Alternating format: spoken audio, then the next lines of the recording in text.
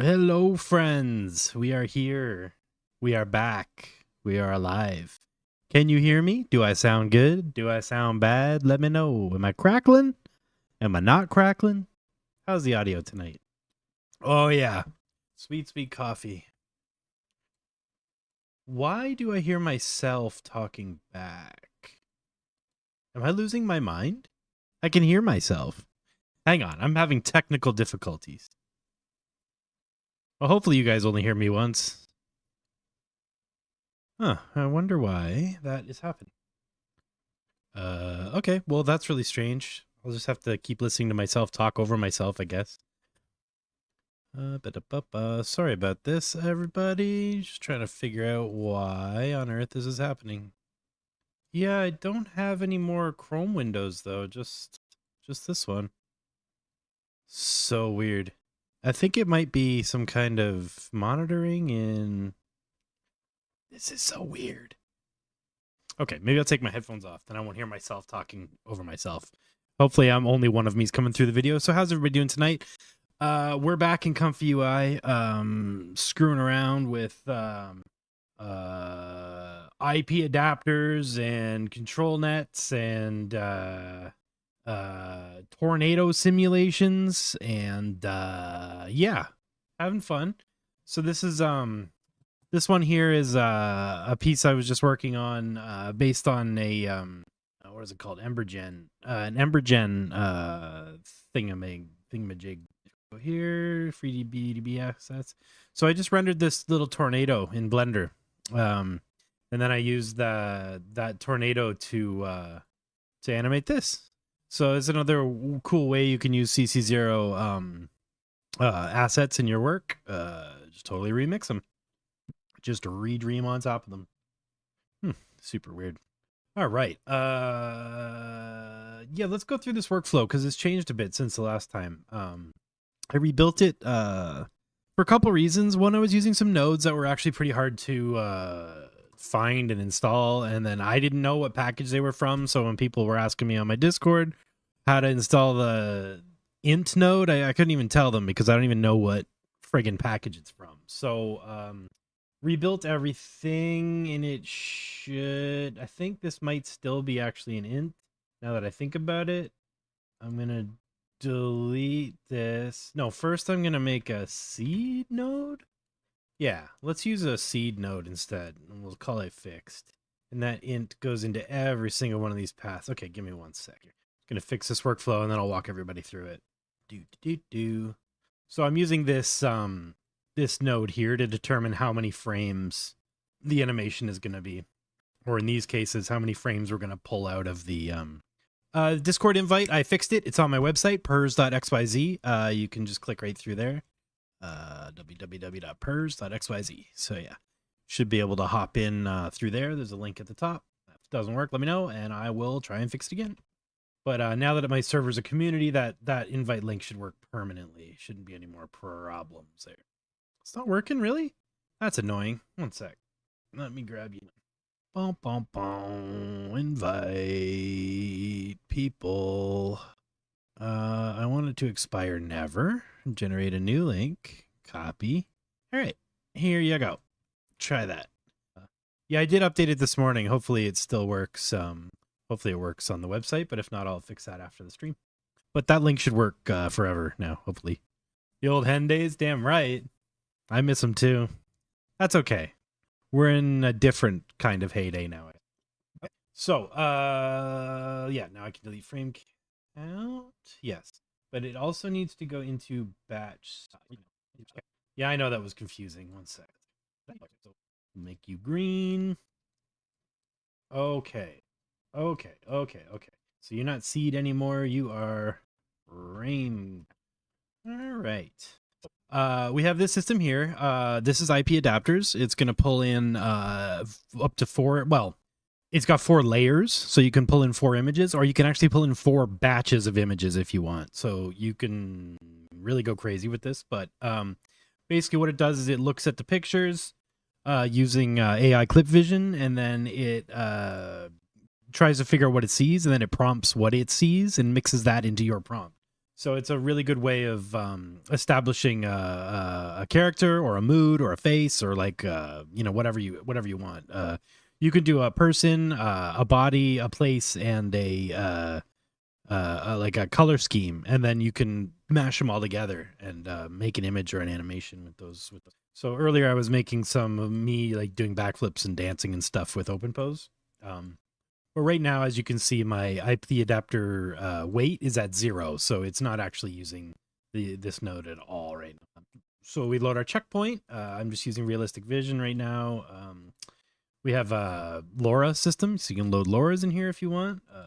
And they just run through. Then we go to our positive and negative prompt, load our VAE and our clip skip, send that into AnimateDiff, push that out to the diffusion system, run the clip through ControlNet, add any guidance we want with ControlNet,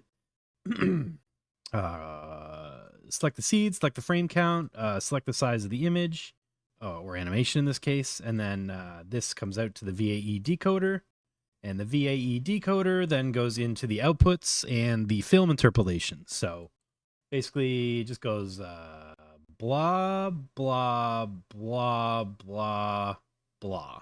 I'll be uploading this workflow tonight. I'm just fixing it up right now and trying to make it less ugly. There's an older version of this in the Discord in the resources section under QR code image video to image to video or video to video or whatever. It's the same workflow. It's just got different nodes and different layout and different stuff. And then up here we also have the sort of what I call the post-processing gallery or the pre-processing gallery. So if you have a video animation or an image that needs ControlNet pre-processing, you need to OpenPose it or depth map it or canny, line art, whatever, you can do that here. Save that, and then we pull that image that we've generated or sequence that we've generated here into ControlNet. So these tornadoes that I made are black and white, so I didn't bother processing them because they're essentially kind of like depth maps. So I'm just using depth and QR code ControlNet with which both react to black and white stuff to make animations happen. So let's try waves crashing against a sun-kissed beach, sunset, and yeah, that should be fine. So this should make like a water tornado on a beach, maybe. Yeah. So we're going through, we're bypassing IP adapter, we're loading our ControlNet images. In this case, that's the tornado. So this is what the input footage looks like. On there, ooh, spin, spin, spin, sugar. Look at it go. Tornadoing. So it's going to take that animation and try to, make it a AI animation. Oh wow, it loops. I didn't realize it actually perfectly loops. That's all right. And so let's open up NVI top and find out how much VRAM we're using. Pull this out, make everything worse. There we go. All right. 12.4 gigabytes of VRAM. Now, I think it's still got the IP adapter stuff in memory, even though I've had that at weight 0. So if you have less than 12 gigs of VRAM, like 8 gig card or something, I mean, they say the minimum VRAM for AnimateDiff is like 10 gigs, but I know people that are doing it with 8, so you can probably make it happen. Nerd stuff. Okay. So yeah, that's the basic workflow, and yeah, I'll put this up on the Discord tonight. I'm just trying to clean this up. 2060 Super. How much VRAM does that have?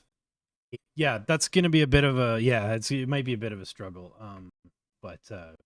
Yeah, basically what'll happen is when you go over 8 gigs of VRAM, it's gonna start feeding into your system RAM, so it'll just slow down. It won't stop because you've got enough RAM. But sending stuff back and forth between the system RAM and the VRAM takes forever. So unfortunately, your thing will just slow down like crazy when it runs out of VRAM. It actually happened to me last night, trying out the new. Oh yeah, I should mention. Last night I tried out the new VAE decoder that OpenAI released, the one from DALL-E 3. It takes a ridiculous amount of VRAM. to do a 16 frame animate diff animation, pull it through the new special VAE decoder. It tried to allocate 27 gigabytes of VRAM, and my computer was like, nah, and it just died. So I don't think that's ready for prime time yet. Not quite. That might just be a code thing. Maybe there's a way to do it with less overhead. It doesn't take nearly that much, VRAM to do, 400 to 600 frame sequences with animate diff. So there's probably something going on there that's just not parallel. Oh, I'm not using them at the same time. I'm just going to pivot to Deforum later. That's all. I'm going to start with animate diff and ComfyUI, and then I'm going to move over to Deforum. They're essentially the same, but they're different. Animate diff has better motion, and Deforum is, I don't know. It's hard for me to not use Deforum because I've been using it forever, and I love it. And yeah, I'm really looking forward to the next version because they're doing a lot of stuff with hybrid video. And as a lot of you know, if you've been watching me or chilling on YouTube or Twitter or whatever, I love hybrid video. I think it's the coolest thing they ever did in Deforum, and more people need to get on board because it is really cool. It really smooths out that sort of flickery slideshow flipbook thing you get from Deforum, which is just a byproduct of the way Deforum works, And then he's going to have that sort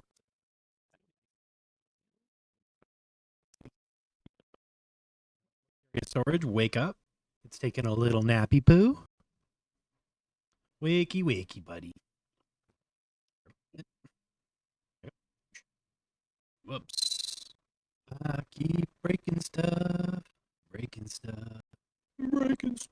Okay. Let's get this up here. I don't know what I'm doing. Okay.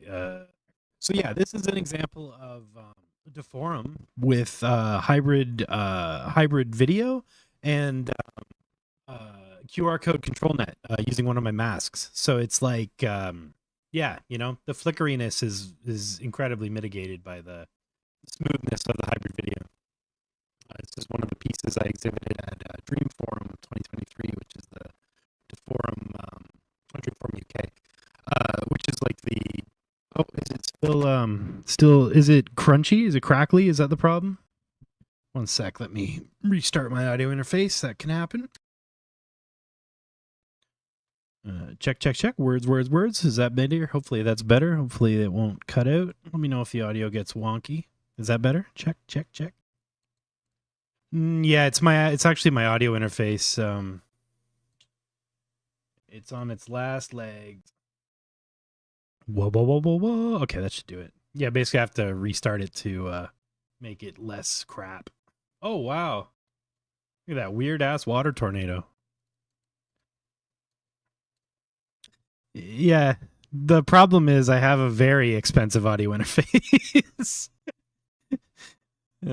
16 channels. It's all set up for recording. It's just dying. It's a very big bummer. So I'm a musician primarily, so it's yeah, it's like a rack mounted proper audio interface. It's just dying. All right. Well, that looks cool. So that's using our tornado as input footage. Nice. Yeah, drop some pics on the Discord. I'd like to check out your setup. Oh, I love Fred again. That's amazing. I really love his stuff, like a lot. Tell him some random guy from the internet really likes his stuff. Okay, let's do something else. Okay, tornadoes are cool. Masks are cool. Let's do a mask. I've been having a lot of fun with this tile mask lately, actually. Oh, fantastic. That's amazing. Yeah, give me a shout if I can help in any way. Depth, QR code. Let's do depth and QR code. That's probably enough. Yeah, depth and QR code's fine. 60%, 60%. Yes. And we'll load up the tiles, and then we'll do... So this animation that I'll be using the masks for is one of these from Blender. So we need to think of a cool prompt. Think of a cool prompt for this. Let's try melting circuit board.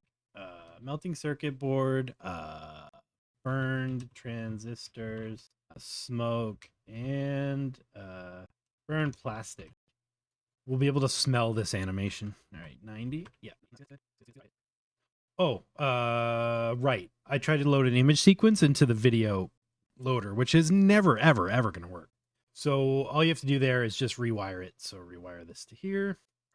We've got our image load cap from the frame, so we can just do the exact same. Just here. An image goes here. And we also have to make sure we're loading the right videos. Yes. Just drop the folder in there and hit it.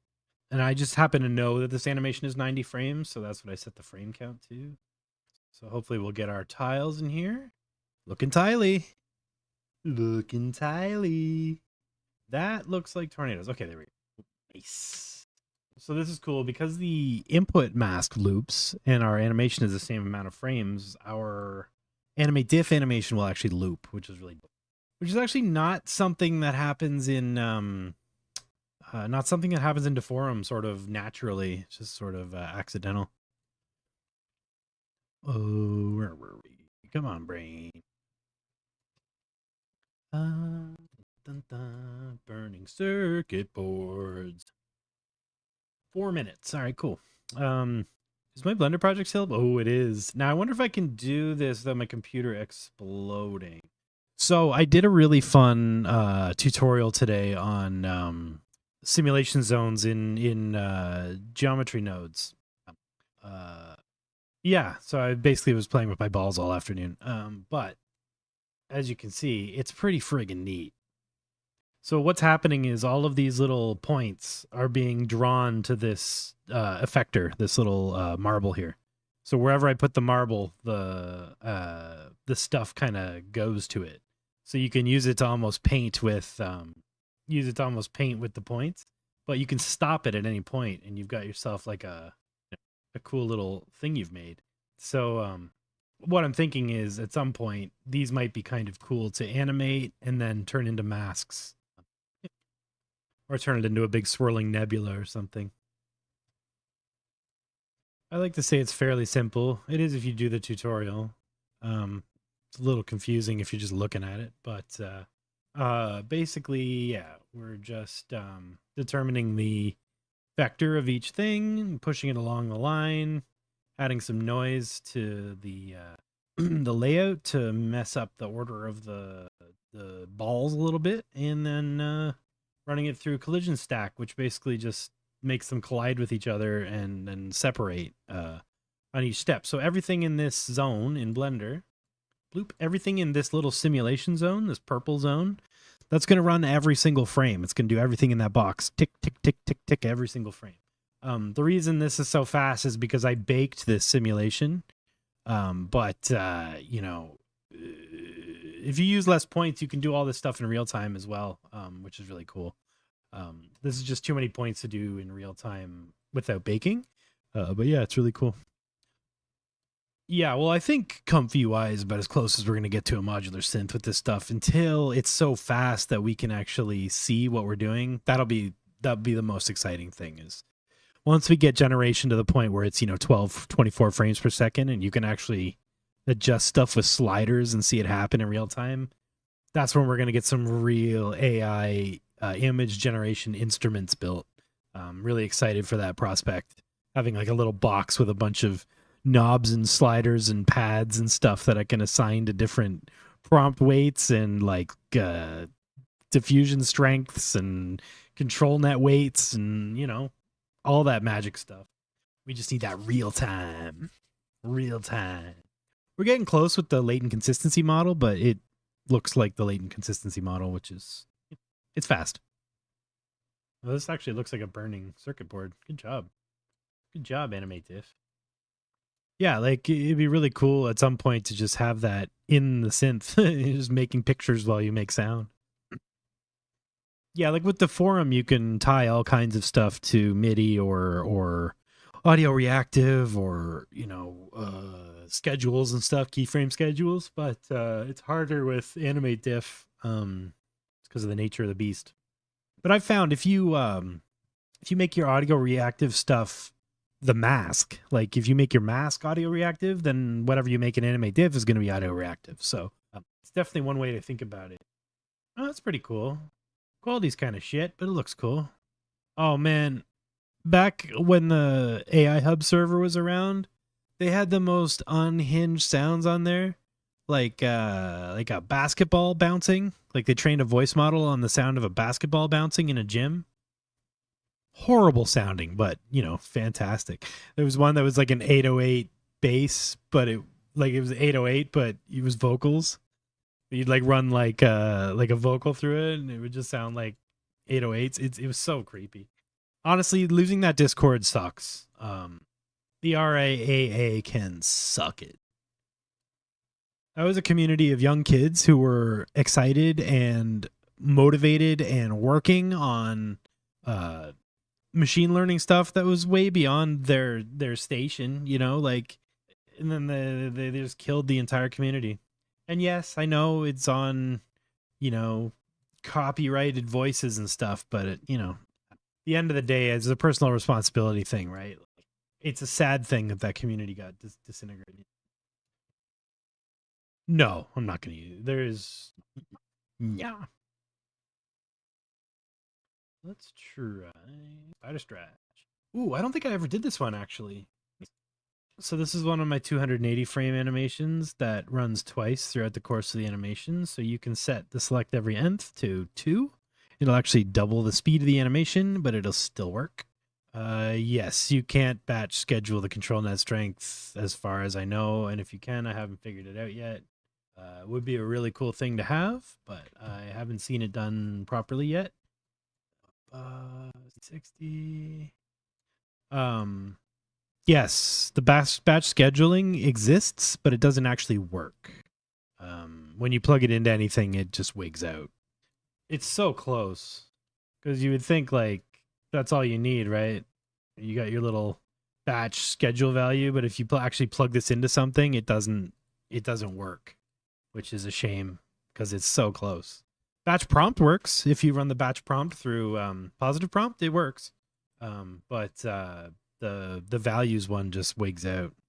It might be designed for animation nodes, which is kind of like Deforum in ComfyUI, but I haven't played with it. So the Auto1111 Deforum implementation is fine. You know what I mean? Like I don't know if there's any benefit to running ComfyUI, Deforum and ComfyUI, really. I've seen that there's a new Warp Fusion workflow for there's a Warp Fusion workflow for Comfy that I haven't played with yet, but it looks cool.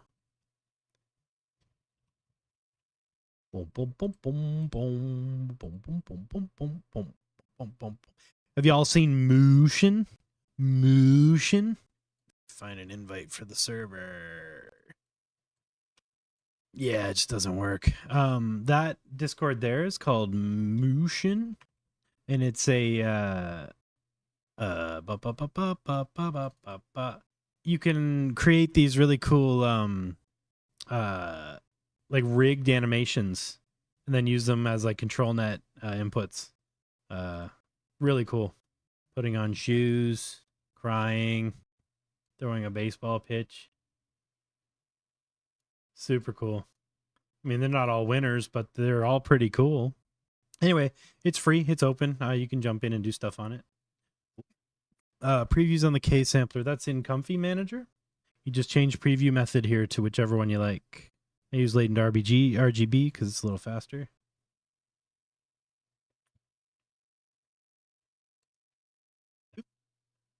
Oh, I left the same prompt on. That's okay. Let's see what this animation will look like. Ooh, this should be pretty trippy. Maybe I'll kill Blender with this giant simulation I have running. I thought Blender was going to freak out there, but it didn't.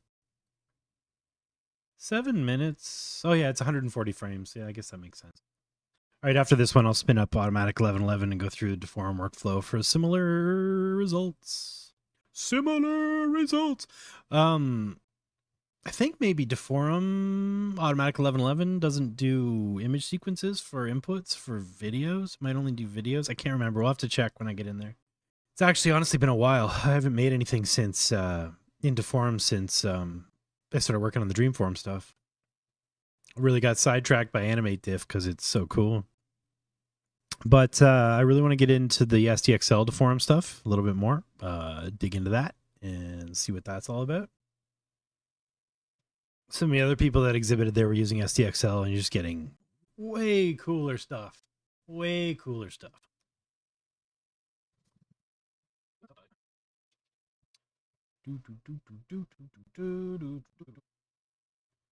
One minute. Let me save this workflow and drop it in the Discord. The only thing is you will have to rewire these based on which one you want to use. That's the only hard part, I think, about using this workflow, which is better than all the hard parts about using it before. So let's call this Animate. No, this will be IP adapter control net Animate diff JSON. Yes, let me drop that on the old Discorderino. Discordly wordly. Put that in the input video to QR code 1.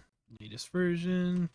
Should need less weird nodes, hopefully. I'll pin that. Pin. Where are you? Pin. Oh yeah, pin it. Unpin this one.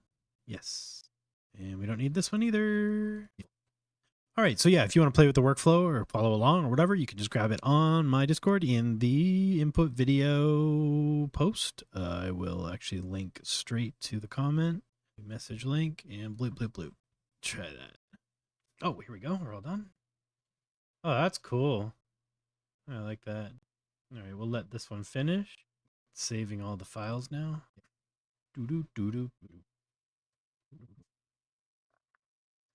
940. All right, cool. Through the film interpolation.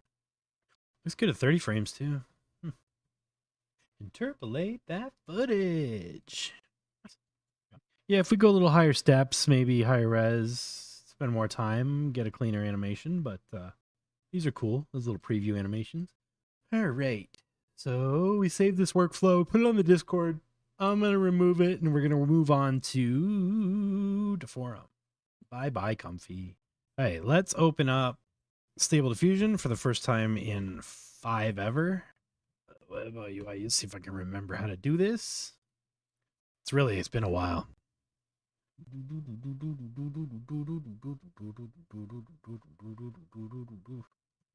You know what? Actually, before I'm going to git pull. Yeah, I figured. All right, web UI user. What is the best way to split GIFs and batch upscale them? I would never do that. So GIF files have a maximum color space of 256 colors, and a maximum color palette of 256 colors. So unless the GIF already exists and you have no other choice, then you can upscale it. But it's always better to upscale from a PNG sequence or an MP4 if you got it. PNG sequence being best. So highly recommend using the image save node. Image save, I think it's called. To save them, and then to add frames into Deforum. Not sure what you mean exactly. Deforum, control net, blah blah blah. All right, check for updates. Blah blah. Apply and restart. All right, let's see if there's any new changes. Scooby Dooby Doo. Oh. Thanks, Steven. If you're still here, I got that in my head. It's your fault. Okay, looks the same. Deforum, do we add anything new? Same to me. All right. Make the animation longer in Deforum with image scheduling. I would just maybe double up your input footage, right? Or just render more frames. What channel are your workflows located? They're in the resources channel. I actually linked just a little ways up. There's a Discord link, and that goes right to the literal workflow we're working on. Yeah, guided images. I don't really use guided images because of the flicker. It's got like a shuffling card flicker thing that I'm not a big fan of, but it's a really cool feature that my friend Matisse built. All right, we'll go simple with this. Blah blah blah. Okay, let's just do our settings here. So we are in Deforum. We're here in Deforum in Automatic 1111. If you don't know how to install Automatic 1111, you don't have Deforum installed. There are a million tutorials for that. So just follow one. Go check out Olivio Sarkas. He's got some fantastic tutorials on setting stuff up. And so does Sebastian Comp. Sebastian's got some fantastic videos on setting up, Comfy and Automatic and all that stuff. So if you want to try these tools and you don't know what the hell I'm talking about, check their channels out and they will help you immensely. Also consumption. If you want to get into the CLI stuff, command line interface, or running ComfyUI on RunPod, highly recommend consumption. He's got a bunch of fantastic videos as well. Cool creators to follow for this kind of stuff. And Olivio covers all the brand new news and all the AI stuff. Like every day he's got a new video on all the coolest stuff. So definitely worth following Olivio for sure. Yeah, I've never used the tile control net. It's for breaking stuff up into tiles and then doing stuff to it. Mostly for upscaling, I think. But I haven't actually used any of the tile control net upscaling workflows to understand them yet. But yes, tile is weird. I agree. Yeah, exactly. It's for upscaling, I think. Okay, let's do our quick rundown on Deforum settings. Dundown on Reform settings. We keep our sampler Euler A, steps at 25, that's fine. Width and height at 512, not too bad. Yeah, follow everybody on YouTube. They're all great. We'll leave the seed at -1. That just means it'll be random. Deforum time string means it's going to make a folder and then put the time after it. We don't need any of these, or batch mode. Keyframes, we'll put it in 2D mode. We'll do a cadence of 1, and we'll do maximum frames of 90. Let's use our little tile thing to test. Yeah, wait, hold on. Init video. I think it needs to be a video. So let me find a video. So there's a slight annoyance I have with Deforum that it doesn't understand image sequences. That's okay. Are any of these videos? Yes, they are.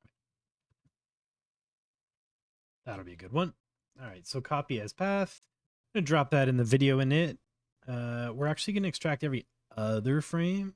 No, we're not. Well, hold on. Let me see if I can do that in control. I don't think I can. No, that's fine. We'll just do 140 frames. Nope. Deforum. Run. 100 and nope. Keyframes. 140. Okay. Strength schedule set to 0.65. Man, it has been a while. My brain is tickling. Yes, that stuff's all correct. Noise. Yeah, that's fine. Coherence. We'll start with lab, but we might change that. We don't have depth because it's 2D. Don't need to change any of those. Cadence of 1. Prompts. Let's go with your prompt there. There's a prompt. Circus tent. All that stuff. All that stuff. All right, and let's use and we got NSFW nude in the negs, so we should be fine. Our video init path is there. Control net path is here. We're not actually using video init. But I'll explain that in uno momento. Wait, schedule of 1, that's fine. So right here, we're using our QR code control net because our mask is black and white. And then boop, boop, boop, boop, boop, boop, boop, boop. That's good. Now we're going to go over to hybrid video. We're going to change it to after generation, generate input frames. We're going to go optical flow, far and back, and use the video depth as the comp mask type. And then we're actually going to change the comp alpha to 0. And what that's going to do is make sure that when it's using hybrid video, it's not going to use any of the video like to overlay on top of it. It's only going to use it for its control net source. And for a hybrid video source. What that means is the mask won't show up on top of our animation. It'll just be used to help it figure out where to dream what. Output, So my input mask is actually 4x3, so we 3x4 rather. So we want to look at resolution, like a 4x3. So we're gonna find a resolution that's comfortable to render at in Stable Diffusion. I'm gonna try 800 by 600. I think that'll work because they're both divisible by 8. It'll be actually 600 by 800 because it's 3x4. Seed blah blah blah, you blah blah blah, keyframes. This might crash because there's always problems when you don't use the right ooh, save depth maps. That's new. Frame interpolation. Use film. Regular, simple. Yeah. Upscale. We'll do the original one. Blah blah blah. Upscale. Blah blah blah. Run. Okay, so those are good. Those are good. See right here, we have the camera sitting still and it's not moving at all because our mask is going to handle the motion. Ooh, we got a clip skip at dose. Actually, it's not even on, so that's fine. Blah, blah, blah. Prompts. We're using this prompt. Init video is this. Yeah, we're good to go. Let's try it. Hang on. That's just the mask. What up with that? Oh, I think the init image strength we set to 0. Does that fix it? Yes. I love how the first frame had color and then it just immediately went black and white. Well, this looks awful. Kind of love it. Inputs 7. What's this one? Now we're getting a lot of jitter, a lot of change, a lot of stuff going on. And I think that's because my strength is too low. So what I'm actually going to do is just stop this. I'm just going to increase that strength to like 8. So we're going to go with 80%. So, and I want to make sure it does that first frame at full juice. I forget what the command is for that. I feel like there's one. Strength 0, no net. No. Whatever. It's probably just a byproduct of the control net. That's got to be the comp mask. What if I have no comp mask? I think it's the comp mask. First frame is an init image. Yeah, the coherence tab, I actually want to retain that coherence. I was just trying to make it not use the mask as the colors. And that's actually the first frame as a init image checkbox here in hybrid setting. I knew it was one of these, I just couldn't remember where it was. Which means you could probably actually use this comp mask again. Let's try that again. Video depth from the comp mask. 0, 1. Yeah, this should. Don't you love starting and stopping animation? Feels good, man. Nice. Fantastic. All right, let's delete everything except for the one we're working on right now. There we go. Let's see how the flicker is on that one. That's looking better. Yeah, this should make a pretty cool animation. Yeah. Yeah, for sure. Grab some water. I'll be right back. Yeah. Stand up, stretch your legs. Don't. I'm not your mom. You do you, boo.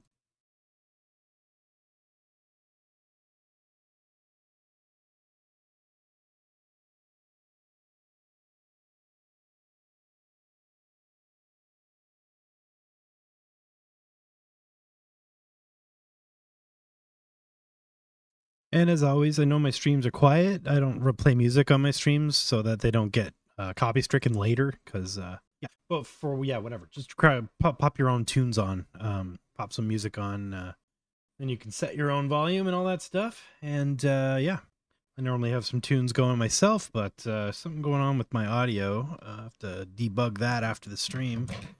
It's very strangely feeding back into my ears. Just very. You ever try to talk with yourself talking back?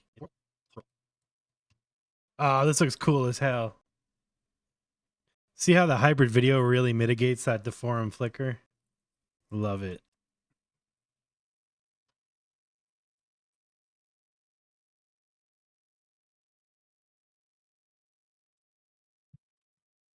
All right. Someone asked for the settings text. That's no problem. Hybrid video QR code control net text. Where did it put it? SD. I'll drop that on the Discord as well. Resources, new post, title, Deforum, QR code, control net, hybrid video, workflow, settings, and bloop, bloop, bloop. I have to make a tag for this. I don't have a tag for Deforum. How do I make it? How do I Discord? Does anyone know? Tags. Here we go. Deforum. Post. I'll add a screenshot to that later when I have one. But for now, you can use that.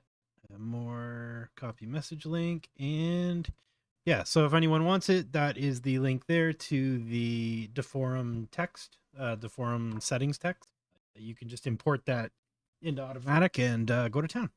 You'll have to go in and change the paths to your videos and then change the amount of frames that you want to generate based on, your input, and change the resolution and the prompt, obviously. Or just run this one over and over again 1,000 times. I've got a bunch of masks at this resolution, this aspect ratio, because I've been making a lot of animations for the Looking Glass, and the Looking Glass portrait is that size. So basically, just lost my brain of thought. I'm going to take all those masks that are 3x4 and release a third mask pack in my Discord that just has those 3x4 masks, because they're fun to work with. Cool thing about the forum and ComfyUI AnimateDiff is they don't seem to care what the input footage is either, so you can kind of like do some cool stuff. Oh, that looks really good. Nice one. Trippy. Pull that over here so y'all can see it. Well, I guess I'm back. I don't need to have the back in 5 text there. How's this doing?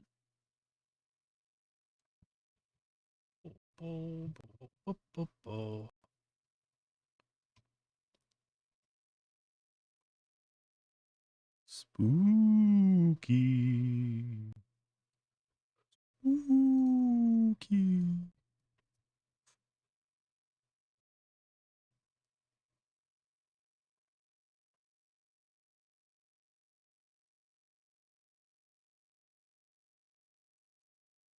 Ah, nice. Right on. Looks good. The smoke really messes it up. It's awesome. Just scroll up 3 there. It's that link right there. It says discord.com/channels. It's just like the last thing I typed into the chat.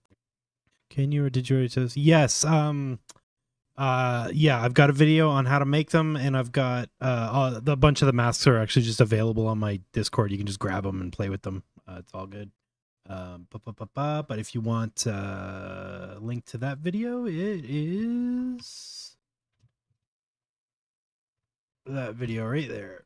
I think it's like about 10 minutes in, 9 minutes in when the Blender tutorial starts. It's not like a full-fledged, tutorial, but it's like if you've ever used Blender before, it should be enough to get you there. If you need a crash course, like from the beginning, for shaders and planes and stuff like that, I highly recommend Ducky3D. He's got some videos from a couple years ago on how to make like looping textures and stuff, which is the same process I'm using, but he's got like the way he explains it is a little easier on the brain, and he has like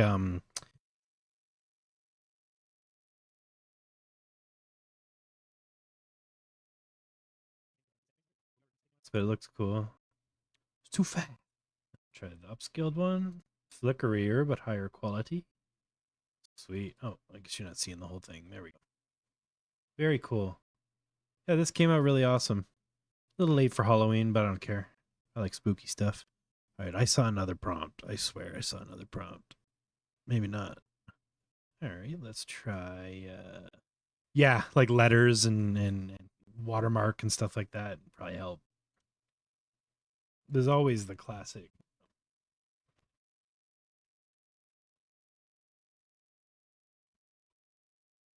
I'm just going to do a shorter animation because we don't actually need it to loop. Because they don't actually loop. The animation, like the motion loops, but the frames don't loop like in AnimateDiff. So let's do just 48 frames.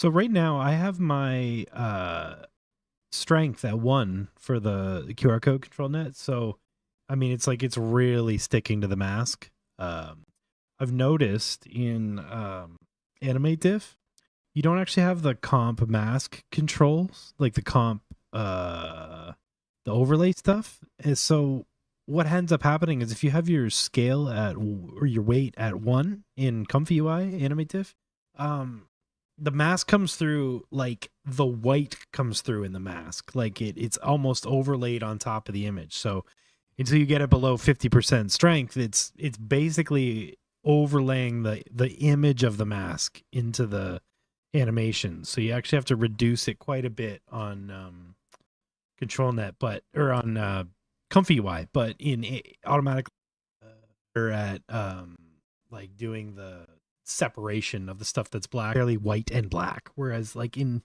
AnimateDiff in ComfyUI, it's very like the black stuff's black and the white stuff's white until you get it down below 50% weight. So it's just something I noticed. Get some prompts in the chamber. Where are we? Blah, blah, blah, blah, blah, AI. Come on, brain. SD, Stable Diffusion, outputs. How are our creepy Teletubbies looking? Pretty creepy. It's really stuck to this green. It's really stuck to this green. I will turn my camera back on. I'm just partaking in a vice I don't want the children to see. I try not to imbibe on camera while I'm doing this. That's all. Just in case there's kids that want to make cursed Teletubbies, they can watch my streams. I try not to swear, but I am Canadian, so it comes out. Render. Does look like a little like Teletubby Lego man. Ugly creatures, Laura. I don't think I have that one. Let me check that off screen first. I don't trust Civitai. Call ugly creatures. Oh, neat. Yeah, I like that. Downloads.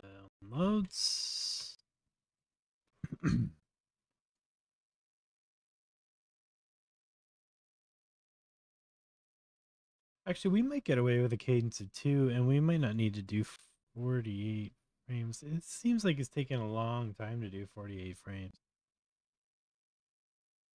Oh yeah, frame 163. 164. Oh, it's just going the full length no matter what. I see. I forgot. So your init video or ControlNet, one or the other, if you're using a video, your deform animation is like the length of your animation. So in that case, I'm actually going to add that Laura to this next prompt and see what we get, because you never know. And I'm going to actually go, how can do I really have to go and cut up a video just because this thing isn't as good as ComfyUI? What do we have? Okay. Ooh, I should change the name of that. This video, it's not yeah, I understand why people were confused because I'm not using them together. What I meant was the stream will have both. I'm gonna have to change the title of this video because I don't want in ComfyUI with AnimateDiff somehow. That's confusing. So what are AI nodes? Aren't they on the Deforum Discord? Deforum. AI nodes, yeah. What is this? Oh, it's even different than Comfy. No, I'm leaving that alone. we could try prompt traveling maybe. Let's go 0. What's 1/3 of 280? 90 is fine.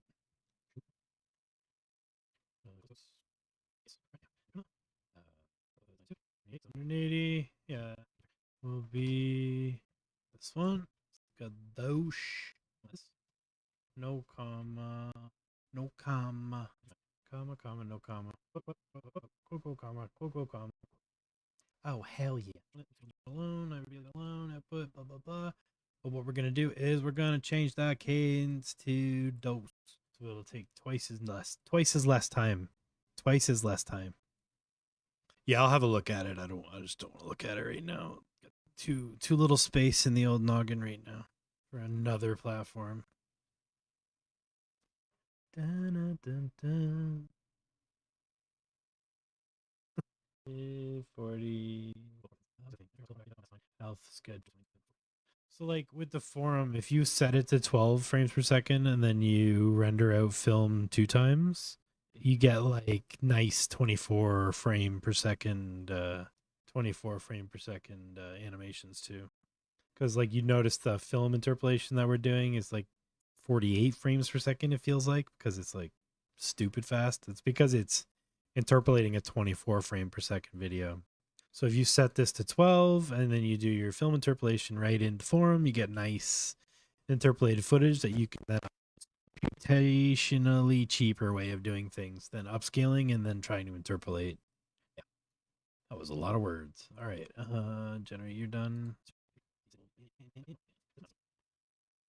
I love that it just stayed with that green. So this one we're going to interpolate the frames with cadence. So cadence works really good with hybrid video, but only up to 2. When you go above 2, you get lots of shitty optical flow artifact. I just swore. I tried not to swear. You get lots of bad optical flow artifacting. So I don't usually push it over 2 for when I'm using this process with hybrid video. You can use higher cadences without hybrid video and you can get better results. Also, there's a whole thing in the coherence tab with the optical flow generation, which you can do if you don't have input footage and you want the animation to be smoother, you can use this. Yeah. Prompts are good and it's good. It's going to go double time because we're only doing every other frame. So it's going to do a frame and then interpolate a frame, do a frame and then interpolate a frame. Whereas before we were doing every single frame. This looks cool. No. What the hell? That browser cache. What are you gonna do? See how that looks. Wait, why don't I have this in my pinned? Used to be. Maybe I deleted it at one point.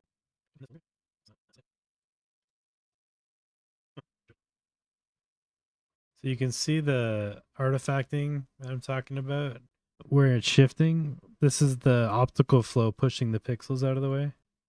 Right there. So that stuff gets more and more prevalent with the higher cadences. So we kind of lucked out. This one looks cool, but it can, like you can see over here, it's actually breaking it, like sort of like a taste thing. You get used to what they do and how you want to use them, but so like single cadence, like doing every single frame, like looks the cleanest, but it's also really flickery. You'll notice this one is, the way the motion moves is a little more graceful. Like it's sort of, the stuff is changing, but it's not like flickering in your face. You get that sort of morphing, goopy, liquidy effect. Gooey. Gets all gooey. Putting JPEG. Nah, it's after all the prompting. Wow, this one's gonna be cool. It's cool because of the effect of the thing as it prompt travels. It's gonna like look, it's going through portals and drawing the next thing as the next circle opens up. The artifacting is being introduced after the frame is generated, so adding stuff to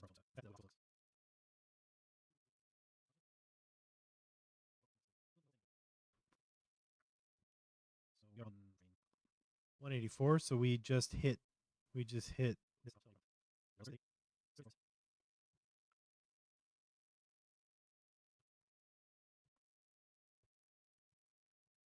way faster.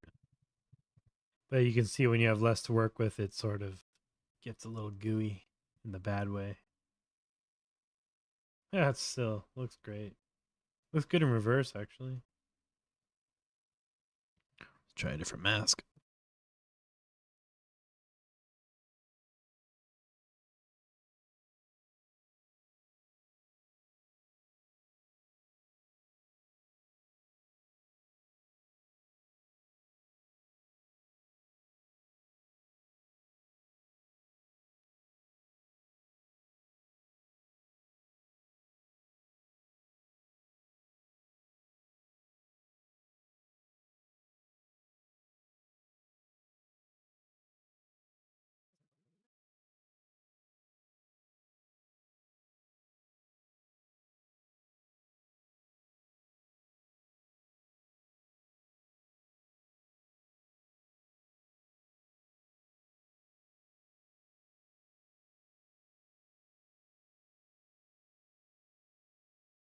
exciting night. Yeah, my friend's car broke down last week, and we used my jack from my car to jack it up to put the spare on, but my jack was too small for his car, so we ended up breaking my jack trying to get his car up. So he just got me a new jack for my car. He felt bad that it broke. Shit happens, man.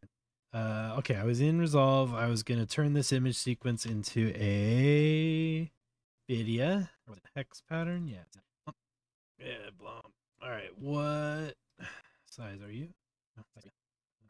768 by 1024. Deliver. Hex. Now go to videos. Copy as path. Drop it.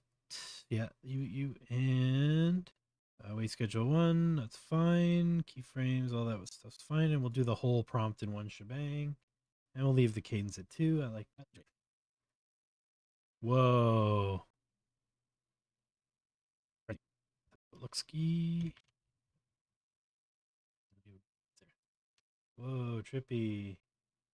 It's interesting because this one is this one's not black and white. It's a gradient. It's a grayscale. So it's cool to see how it actually dreams with less detail than those rigid hard lines of the pure black and white ones.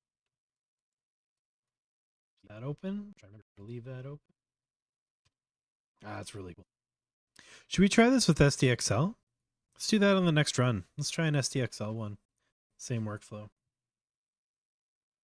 Love the way these hexagons are bubbling out.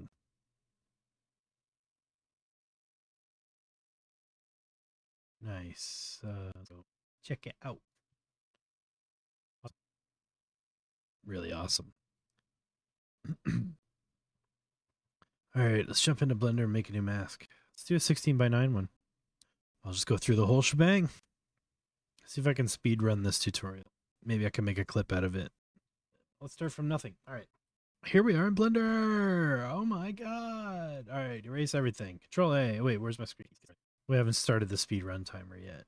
Screencast keys are on. Hello. Where are you? Oh, S, click, thing, S. All right, cool. Oh, cool. So my stupid face is over top of it. Let me move me. Oh, I don't know where to put me. Blender. I don't want to get in the way. I'll just turn into a little guy in the corner. I'm just a little guy. All right, I'm just a little guy down here. All right. Here we are in Blender. We're doing stuff in Blender stuff. Very exciting stuff. Just set up a workspace first, 3D viewport, and a shader editor. So this all set up. So what we're doing is we're pointing a camera at a plane, and we're pretending that plane is the screen. And then we're gonna just generate what we want with textures on the screen and animate them so that they loop.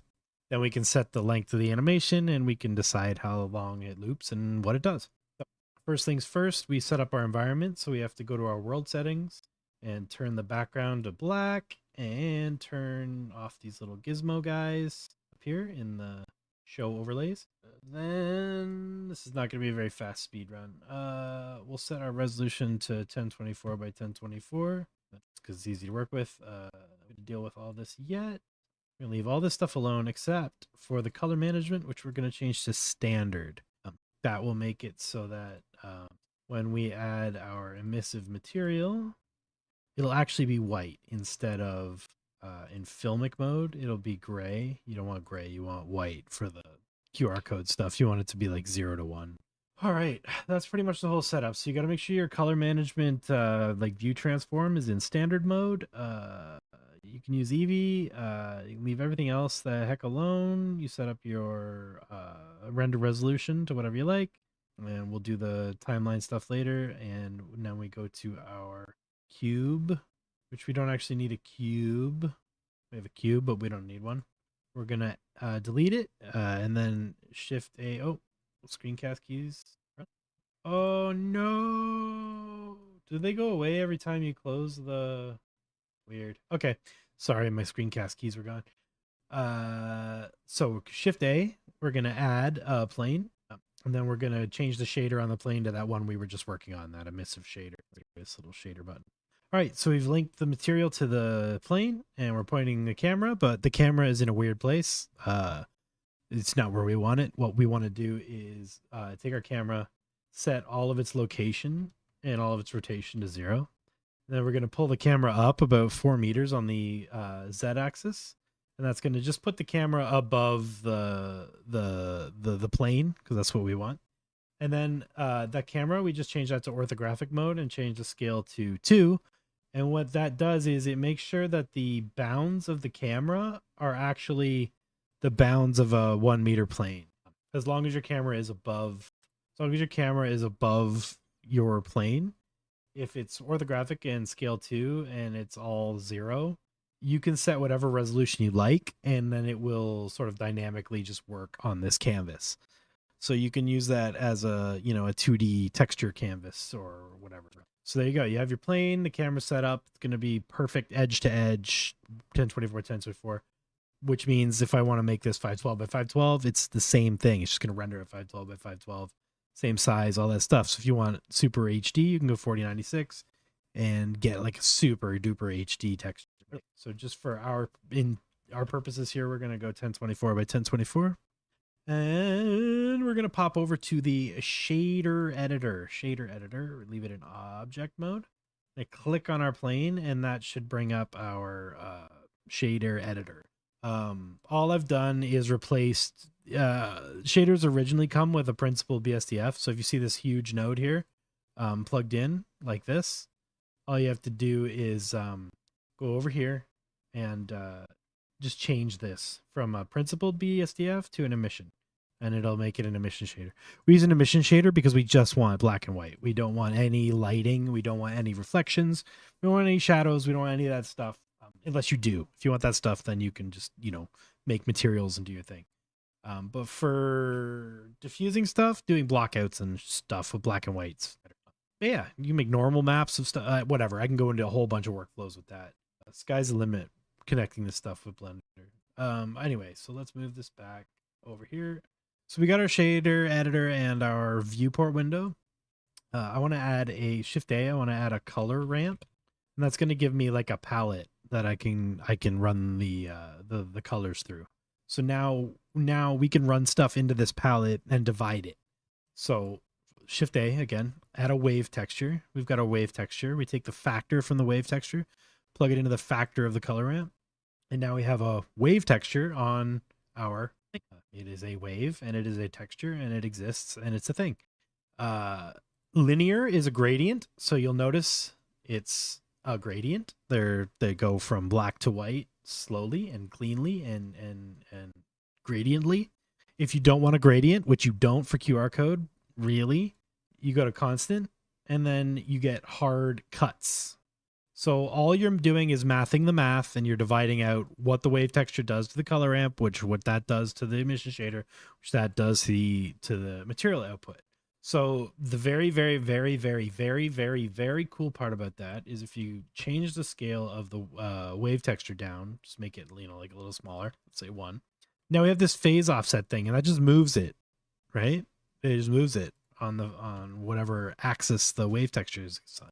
So if you put your mouse right in the corner here, it'll turn into a little plus. See how it turned into a plus? You can click that plus and drag up and get yourself another workspace, because you need a timeline now. So you want a timeline. We're just going to make that small because we really just want access to this stuff and like playing and seeing where we're at on the animation. So we're going to make this 280 frames like our other animations. So start is 1, end is 280. And I'm going to show you a cool trick for looping. So let's go to frame 1. We're going to hit I. We're going to mouse over phase offset. We're going to hit I, and that's going to set a keyframe at 0 on the first frame. Then we're going to go to our last frame, 280, and we're going to go 1 frame past it by hitting the arrow key. And now we're at frame 281. And phase offset loops perfectly when you go from 0 to tau, T-A-U. So what I do is tau times 2. I'm going to write that down, tau. Tau is pi times 2, which is 3.1415926 something. It's that radius number, the special magic pi number. this phase offset loops itself on pi times 2, which is tau. So it loops itself on tau. So if I go from frame 0 at phase offset 0 to frame 281 at phase offset tau times 2, my animation will loop twice throughout the course. I didn't actually hit the I button. Tau times 2, hit I, save it. And now it is going to actually loop twice over the course of this animation, and because I hit tau times 2, so it actually loops perfectly at frame 140 and then again at 280. So that's how you just set up like the most basic looping texture. Now here comes the fun part. We've got our wave texture. Now you can play any of these things that you change in this texture, anything that you play with.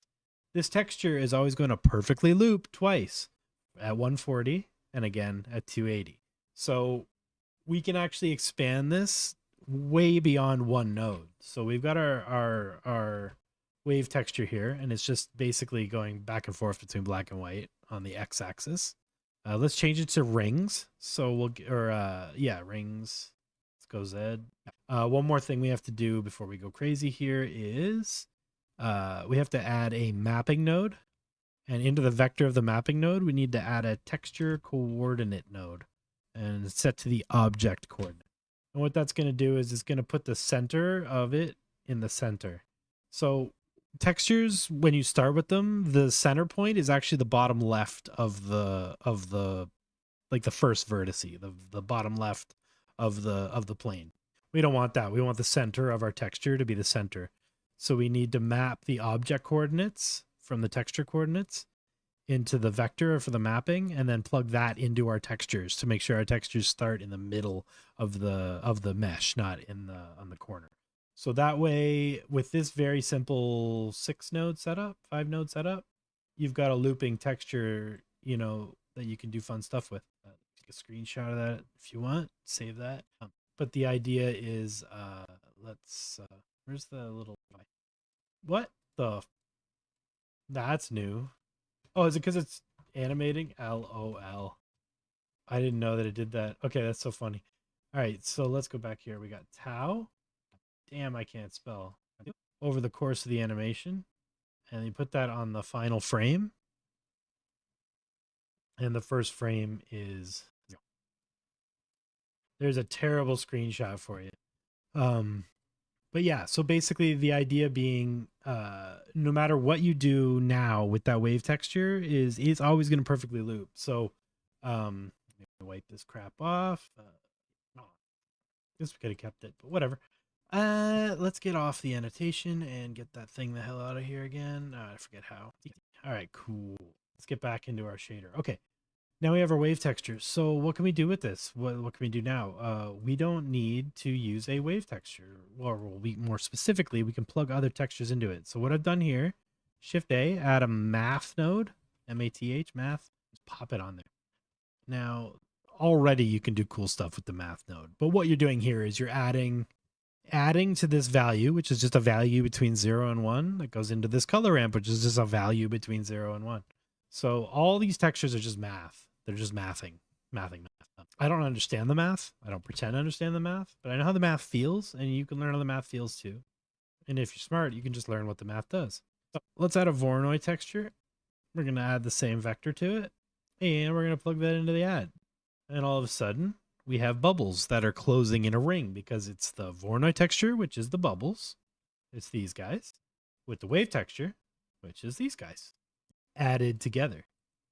And then through the color ramp, we get to constant. Because if you go to ease, you get what we had in the other video, the sort of cellular division, because it's, So as you can imagine, this goes deep as hell because you can just add more math and more textures. I'll be right back. My friend's at the door.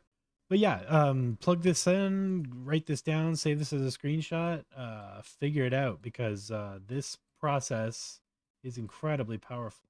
It's over. So there's your node workflow, and I'll be right back. So screenshot that, save it. Yeah, be right back.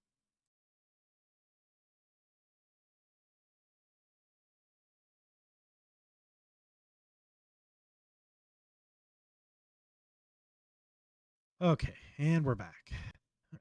So yeah, that's the workflow. The vector.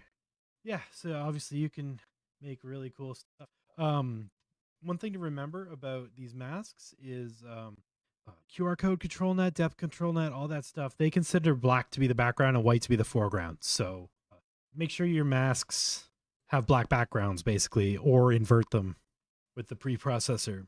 Well, let's see what our animation is. Oh, that is sick. I just want to run that for like 2,000 frames. Just let it cook and cook and cook. That Laura is really cool. Let's kill this magic texture because it looks like shit. These extra pattern nodes are from a kit called Effects Nodes. I highly recommend it. It adds all these awesome patterns, shapes, utilities, mappings, and some fractal stuff.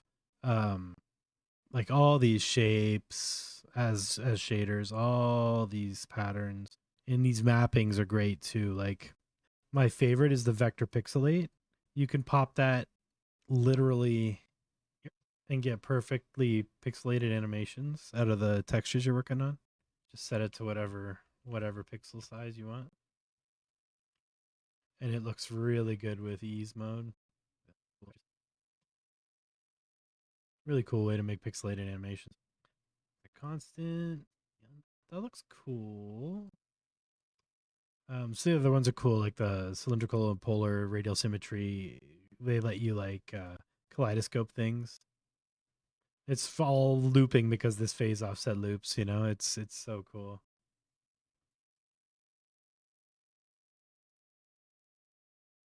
Trippy.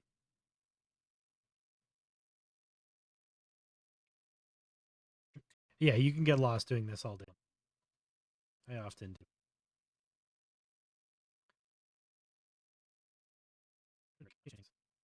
I've done too much.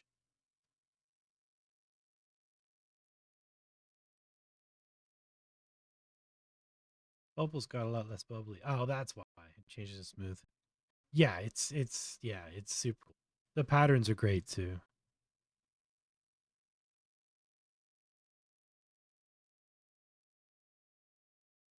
I have no idea what this one's doing. Vector.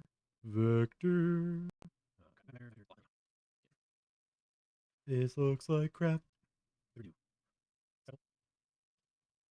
But I want it to go out, not in. So let's change the phase offset on the final frame, past the final frame, to negative tau times 2 instead of tau times 2.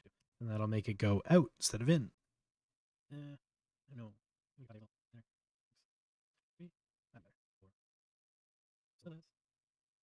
Yeah, that should be interesting.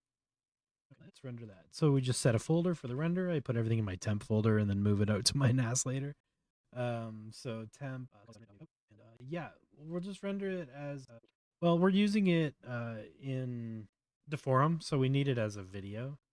So we can skip the middleman here by just going to the output settings and then change this to FFmpeg video, color management. Yeah, I'm a VJ. Yeah. MPEG 4, perceptually lost. Yes, no. With Blender, no. Well, yeah, you could, but it would be way better to render a ton of masks, flop them into DXV, and then use them in Resolume later, just as looping assets. Basically, use Blender as a VJ sample generator, VJ loop generator. Yeah, Blender sucks at sending video out to anything else. It just sucks at it. It's not that it's impossible; it just sucks at it. It's not designed to do that, and I wish it was. I've been asking for some kind of spout or some kind of viewport access, but nobody's interested. They don't see the potential, man. Grid wave out, FFmpeg video, MPEG 4, perceptually lossless. That's good to go. Render in. So that's just gonna spit the animation out right quick. Scoobity boodly boop. Squaddly beep bop doodly bop jazz. 180 frames. We'll save that. Yes. We'll call it YouTube textures. Time I've done it, so 20. The phase gets. Oh, no. As long as you use object settings, it'll always loop perfect. long as you have your texture coordinate set to the object, it doesn't matter what it's on, it'll loop. But if you want 16 by 9, you don't have to do that. You can just type 1920 by 1080 because it's just the camera settings. So you go to your camera, you could turn the viewport off so that you only see what the camera sees. Like you can get any resolution from this single square plane. 1080 by 1920. I'm just doing it square because it's faster. Let's see where the video went. Temp to path, video here, init, and I saw new prompts. There we go. I don't want to leave that ugly creatures one. Let me try Rev Animate it. Oh no, we were gonna try SDX. Oh, ControlNet won't work. Hybrid will though. Let's just try this with hybrid video. I'm super curious. Cadence of 2, 768 by 768. Can SDXL generate that? Will it still look like ass? Maybe I don't know. Oh right. If this happens to you, you need to change your VAE to the where is that? Stable Diffusion? Yeah, you gotta change it to your SDXL. Really turned to crap when it hit that VAE decoder. LOL. Man, SDXL looked good for this. Oh, weird. Just hybrid video is trippy as hell. What if, though, what if we took this and went ease? We're going to try this as a depth map. Yeah, I know. I had that set up before, but I recently did a live stream where I set up Automatic1111 again from scratch, and I have to go in and set that up again. But yeah, it's so handy to have it up in the top bar. I had like 5 things up there. I got to put them back. All right, so we got our depth maps, our fake depth maps. So let's try the. We don't need to pre-process them. Wait, where's my stable diffusion? Oh, they're in Comfy. AI Comfy ControlNet.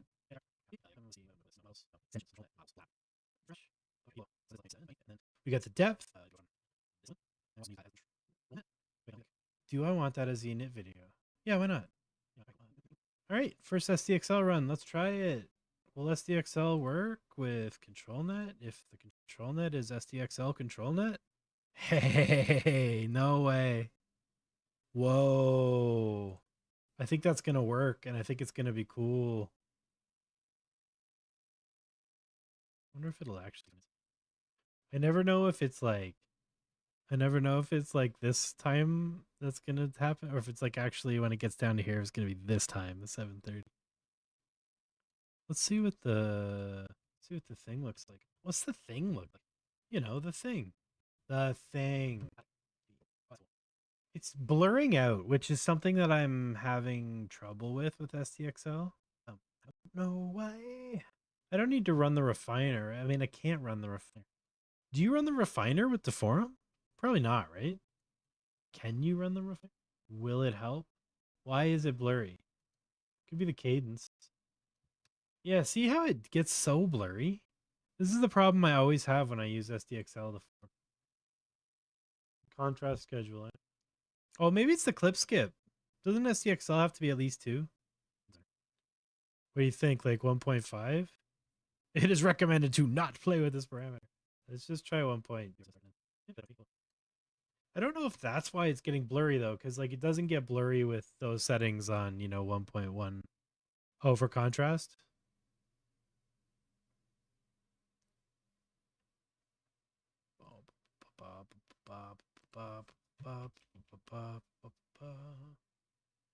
Yeah. I feel like there's something else. Maybe the strength is too high. Too much of the last. Scott.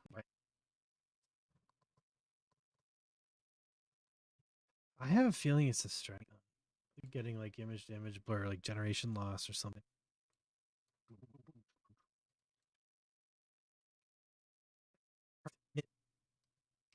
Wait. What? Oh, that's the depth map. It'd be really cool if you could set the. Oh, I wonder if it's hybrid video. Oh, what if we don't want the video, or if we do want the video depth, we want a different depth? What about no? Successful. Deformation? No.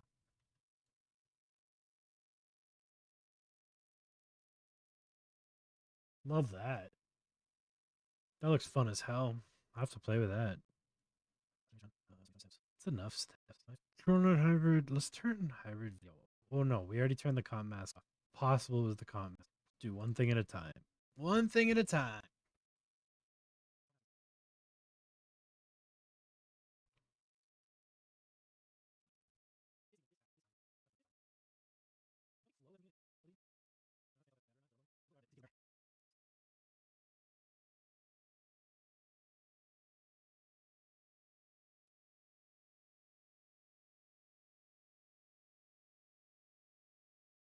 Oh, hello. I think my mic was off and broken.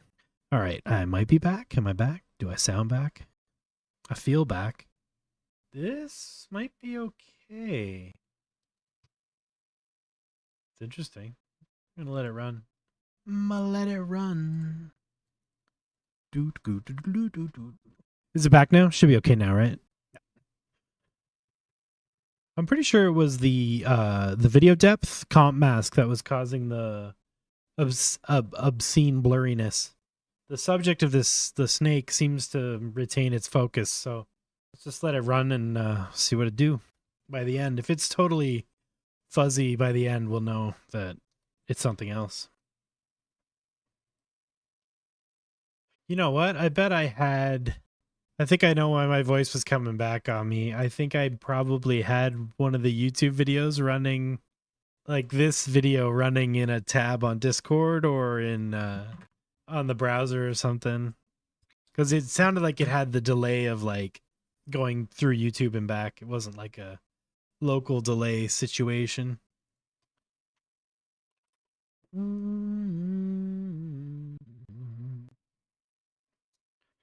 I've got some G Jones on in the background. I don't know if y'all ever listen to G Jones, but I'm a huge fan. Also love the visual aesthetic on his shows.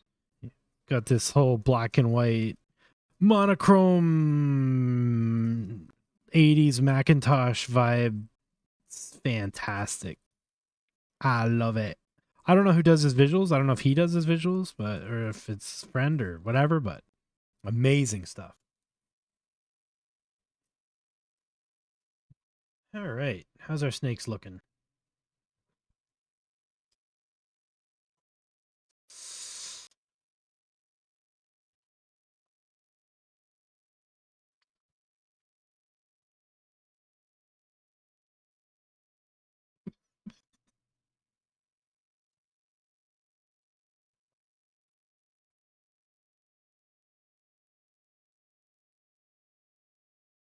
Why does this one have a refresh button? What the?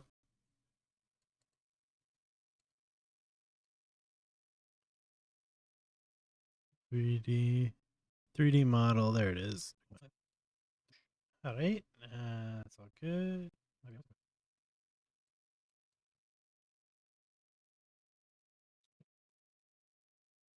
Does SDXL work effectively at 768 by 768, or should I be doing this at 1024? Is it kind of like rendering below 512 on 1.5? Or can you like maybe that's why it's blurry?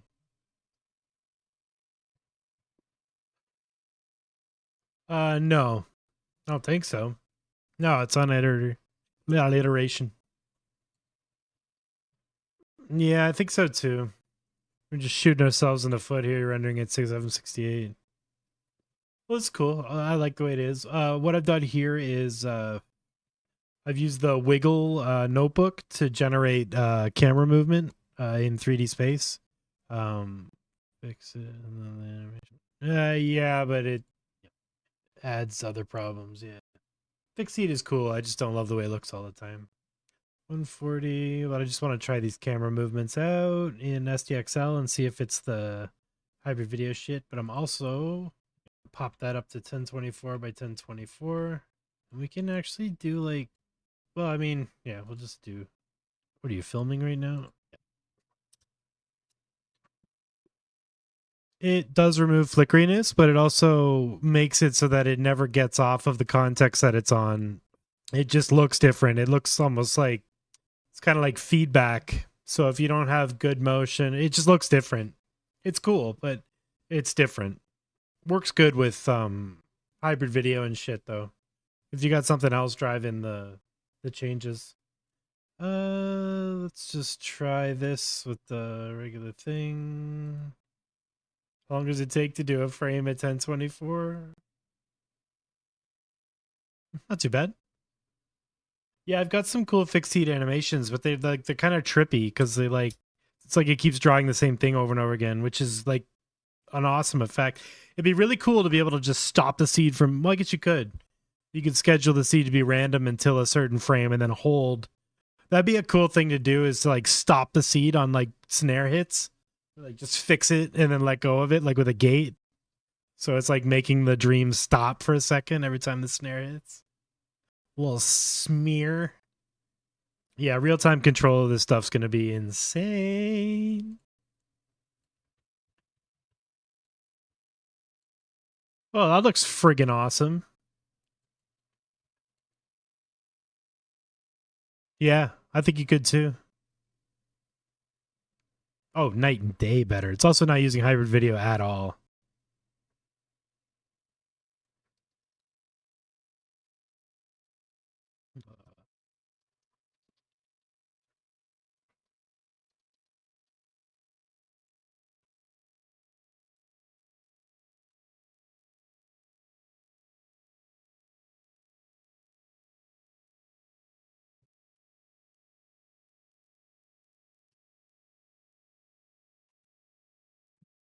Yeah, DJV is awesome.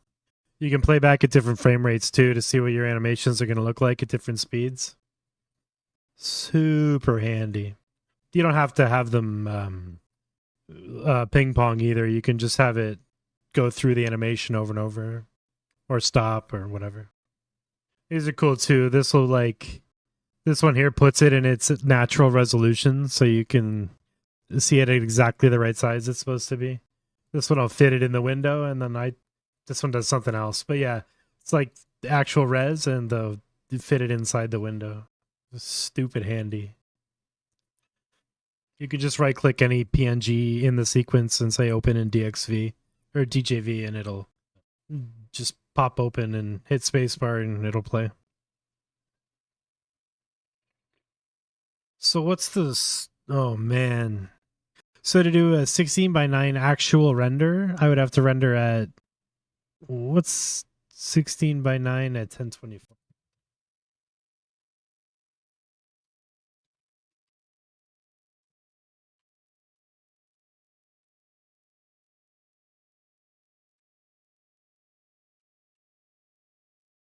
God damn, that's annoying.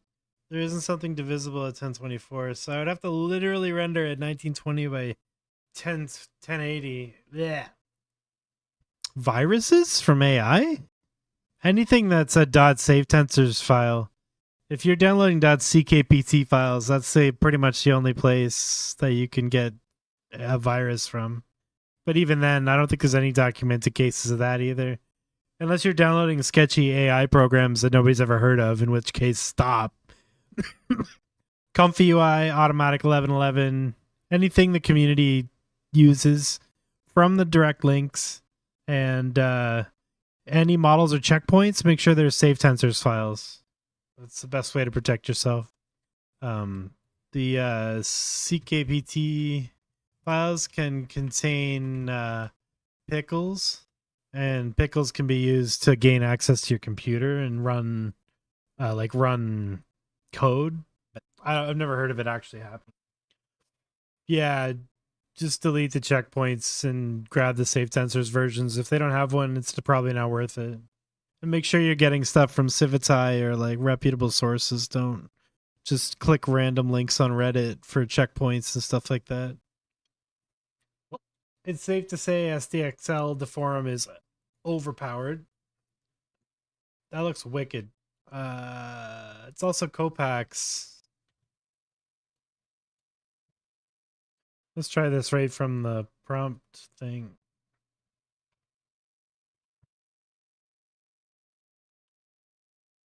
It basically made the same friggin' image.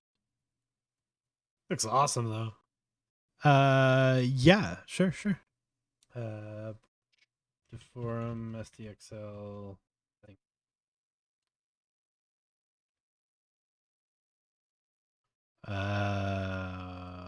Creative exploration, Deforum, SD.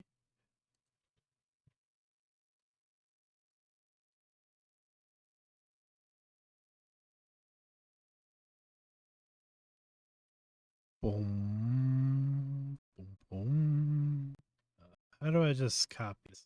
Copy message link. Well, it's not comfy. I want SD. Oh, I put it in my thing and I forgot. Open this. Oh, okay.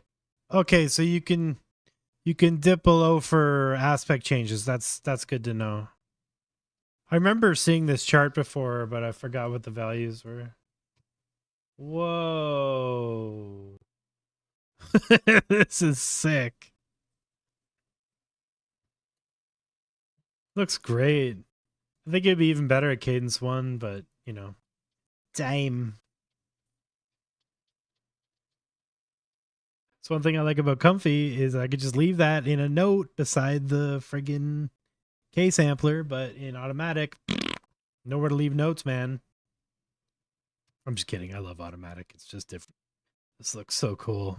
Ping pong it. Well, they do with Hotshot, but yeah.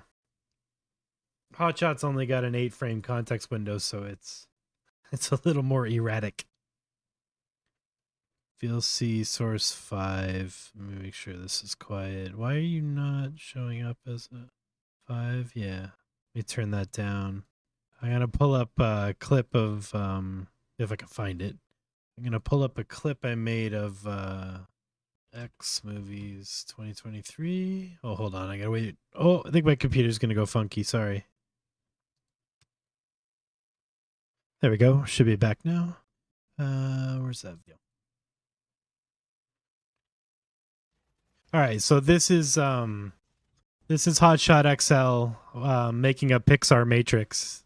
It's pretty cool, but it's SDXL. I love when they just turn into like Pixar characters. There's Batman for a second. Yeah, like Batman, Deadpool. You know? The alien.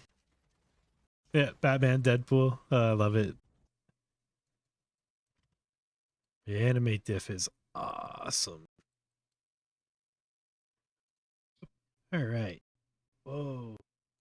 Oh, no, it's right here. I don't have to change it. It's really getting focused on the plants in the foreground. Oh, I like how those little trees turn into leaves. That's really neat. Must be close, yeah.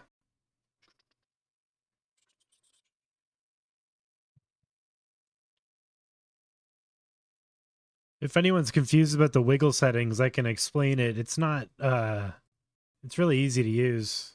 It just looks scary. Wiggle is like, it just makes random camera movements with an attack, decay, and sustain, like a synth envelope.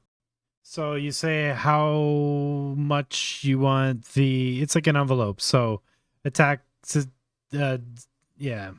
So the first value is how long it takes for the camera motion to take place.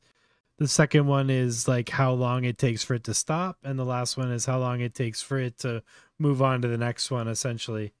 These are the basic settings down here. So you can just try these out and see which ones you like for like how the camera sort of swings back and forth. My favorite settings are 0.3, 0.3, 0.4. It just has to add 10 or 1. So you just pick values, but just make sure it adds up to 1. And then your TRZ min max is the zoom minimum and maximum speed. So 1 to 5 is, you know, keeps the camera moving, and then it can speed up, but not too fast. You can play with that. It's minimum value, maximum value. It's the way all these fields work. This is for the X movement and the Y movement, the panning and the tilting and stuff. you can pretty much leave all this stuff alone, but if you want, you can change the values and see how they affect the camera movements. The only other one is the episode duration, which is how long each movement of the camera takes frame wise. And this time variation is how much margin for error there is in the calculations between those frames, so that it's not always just, 48 frames like a robot changing. It'll vary the episode duration, so like higher based on this 0 to 1. Pre-roll frames are how long the camera stays still before it starts easing into the first movement. So sometimes it can generate a movement that starts really fast. So if you have a high pre-roll, it'll give it a chance to swing into that camera movement instead of immediately just going like full speed. And you just grab each value. This is translation X, translation Y, translation Z, rotation 3D X, Y, Z. And then you pop them one by one into the 3D motion corresponding things. Easy peasy, and that's how we get these cool camera motions for free. That looks fantastic. That's worth a really long run.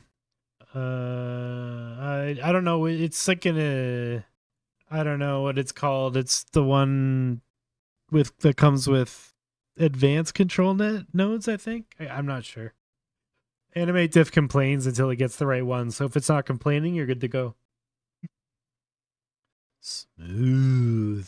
Y'all can't even see how smooth that is because I'm only streaming at 30 frames per second, but this is 48 frames per second. I assure you it's a very smooth. All right, let's do a higher strength. Let's do a higher strength and a different prompt. I'm curious. I bet this is cool.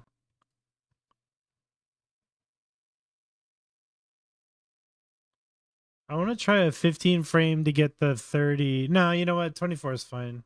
I can always do that later with film.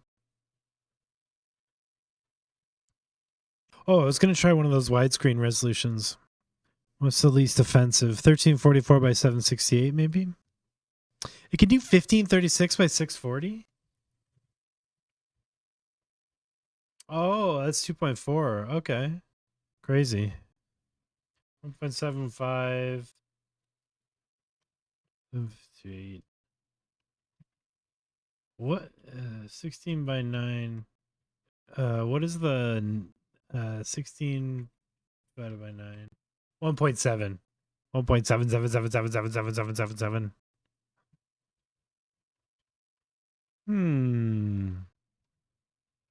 Close. That's probably the closest. Let's try that. That one sucks anyway. Run. Okay, let's try that.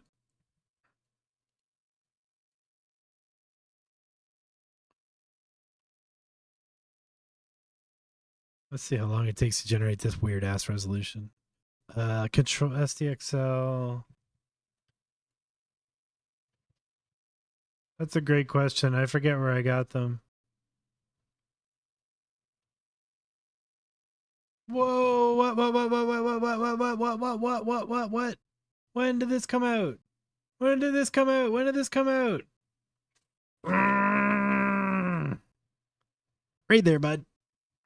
Oh, that's so exciting. I did not know this existed yet. One download? Are you guys nuts? Whoa, what is this? Aha.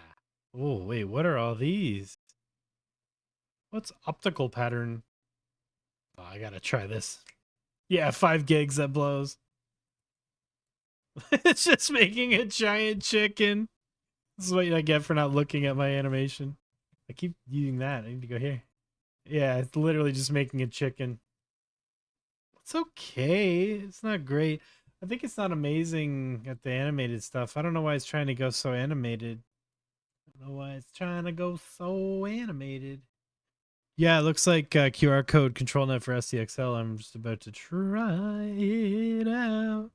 Yeah, screw this. Let's go try out that QR code thing. Screw this chicken. Stupid. All right. So yeah, that's cool. I'll come back to Deforum in a bit. If you want those, the workflows, they're on my Discord.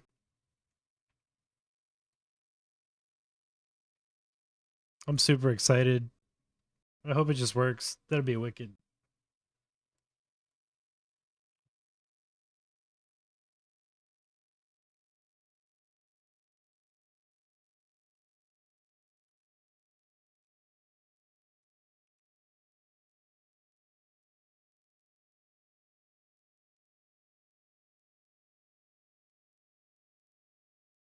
Oh, the link, sorry, it's right here.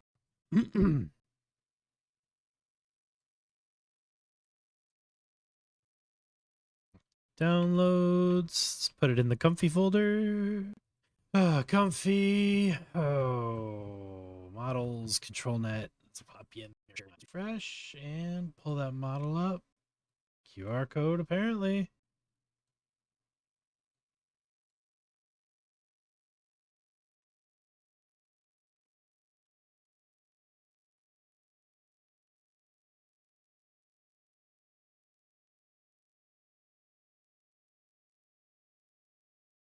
No, no way.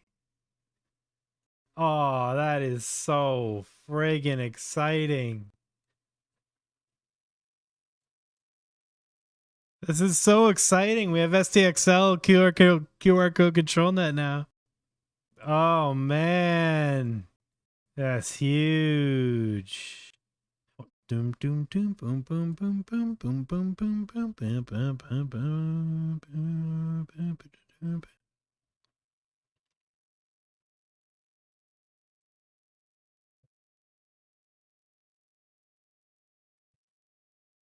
So unfortunately, AnimateDiff won't work with SDXL yet because none of the motion models work with SDXL except for Hotshot. But yeah, that means we could use QR code control net with Hotshot, which is sick. Woo! This is sick.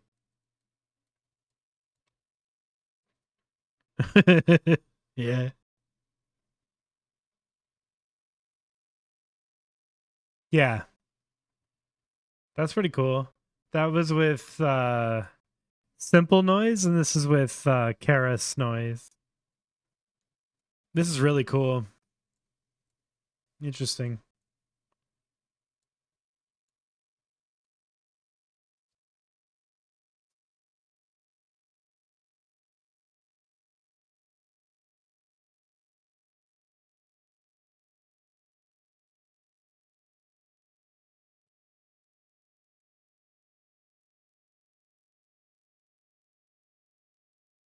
Well, that's pretty wicked.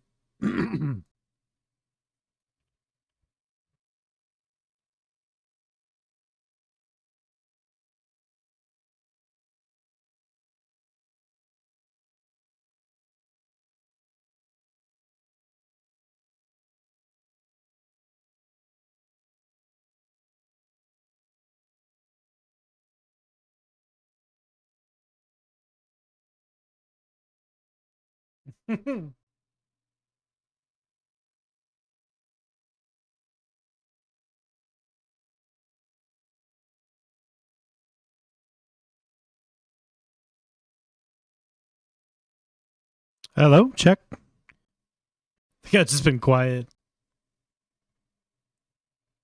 Doesn't quite look SDXL-y to me. SDXL-ulent. All right. Gonna save this little SDXL QR code control net workflow. And then let's go back to the Deforum. What is it? Web UI user. Yeah, hold on. I'll just drop the workflow in my general channel just for testing.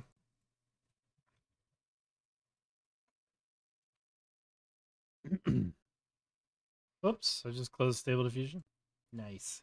Yeah, I dropped the workflow in my general channel there.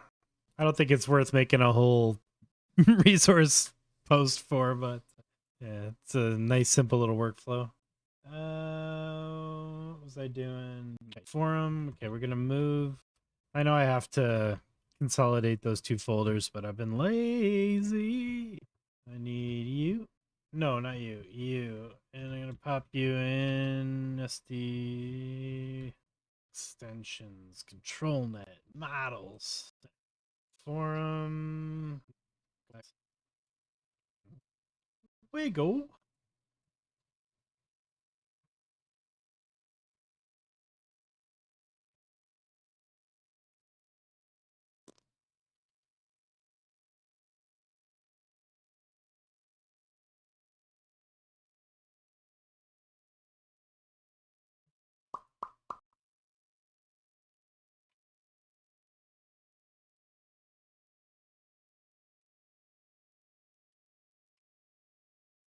Nice. Okay, so I think that's everything.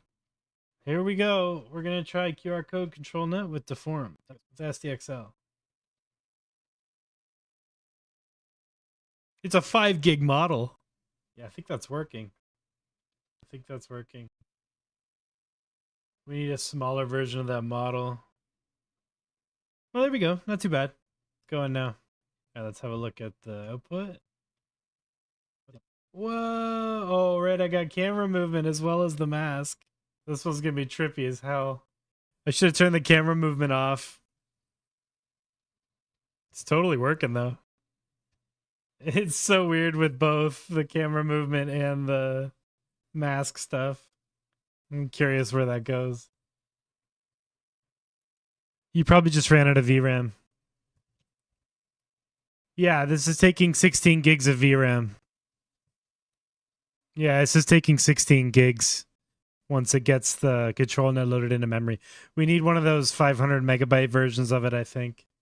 I think if we can get that like little tiny pruned FP16 version or whatever, that'll let it run on 12. But right now, like I'm hitting like 16 and a half. Almost just hit 17 there. 20. It hits 20 gigs. It hits 20 gigs. 22. Holy. Yeah, 22 gigs of VRAM. That's insane.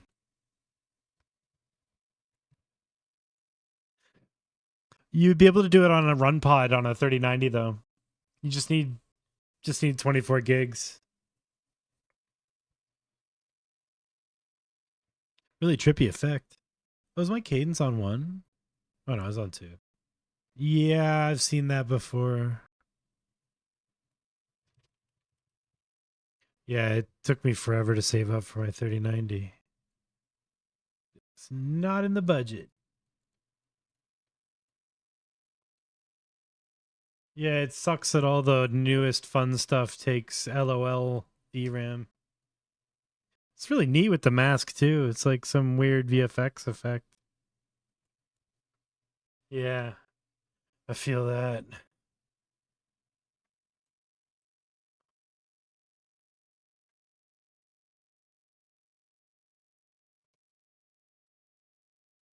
I've been demonetized for playing my own music before. Not going down that road again. I got demonetized for playing my own music on the stream. I tried to tell YouTube I wouldn't sue myself, but they wouldn't hear it. They weren't interested.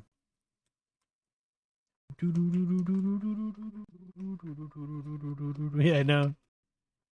I should have never put it out in the wild. This one might be turning into nonsense. Yeah. Looks neat, though. I do want to run one without the movement.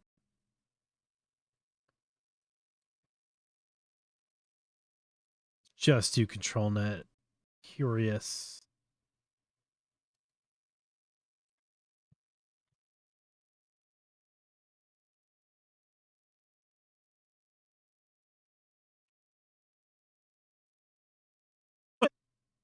Graph out, man. Yeah.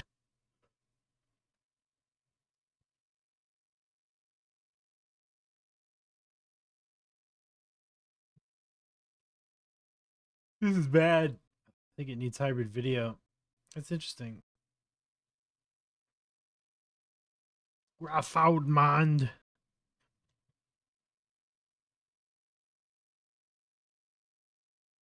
Yeah, the hybrid video really takes over. but it's also the only thing changing the prompt. It's interesting. I wonder if it would run better at one for one, like one cadence one.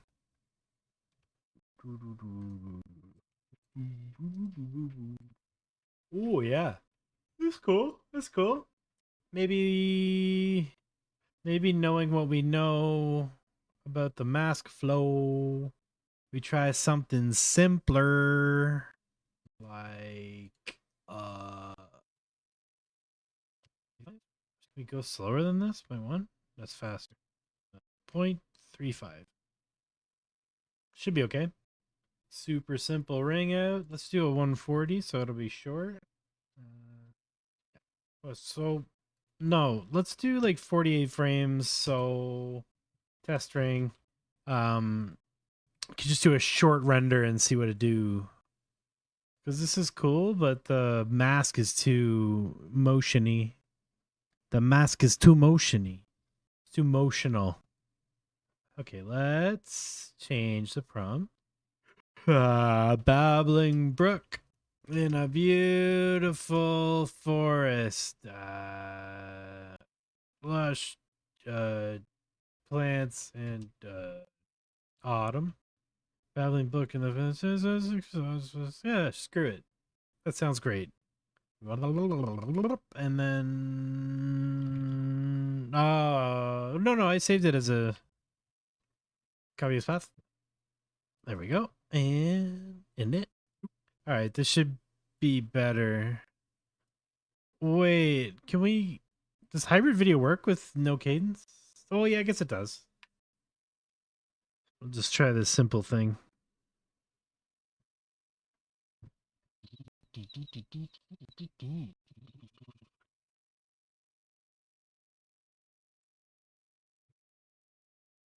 I don't upscale in Comfy, yeah. Do it with automatic or Topaz, whatever you like. Topaz is pretty freaking expensive though. Oops, I didn't want to set his desktop background, but that's okay. Okay, that looks like shit. Now let's find out why that looks like shit. We're getting that mad blurry McGurry happening. So if I up the cadence, does that fix the blurrulation or does it make it worse?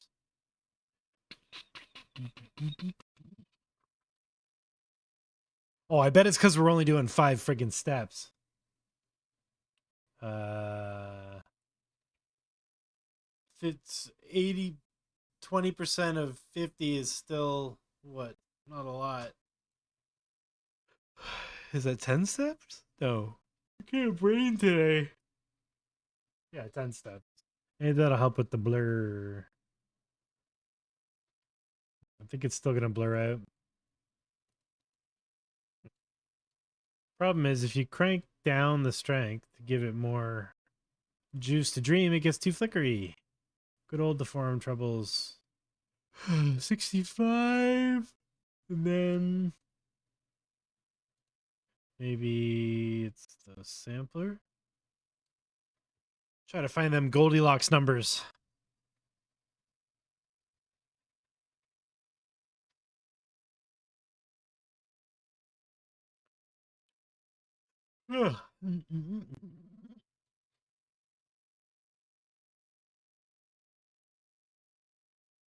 Yeah, hitting like 22 gigs just to VAE decode these frames.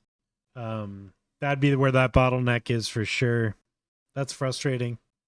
Although, gonna need some work because I don't know if the juice is worth the squeeze at this point because I don't know. We'll let this one run. It won't take super long. I'm gonna go grab a drink while this one renders. Stretch your legs or don't.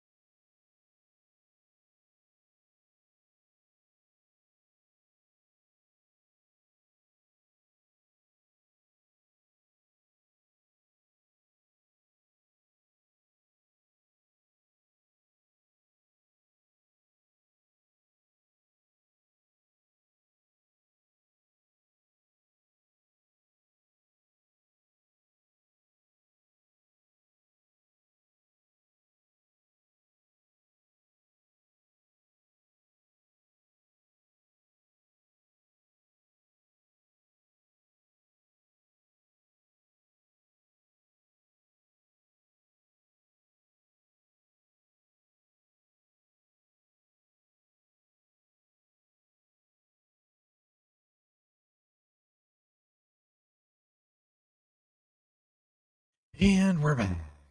It feels so much later than it is, probably because of the daylight savings time. So where did this one go? Fuzztown or not Fuzztown? Total, complete. Look at how horrible that is. Okay. This needs more research for sure.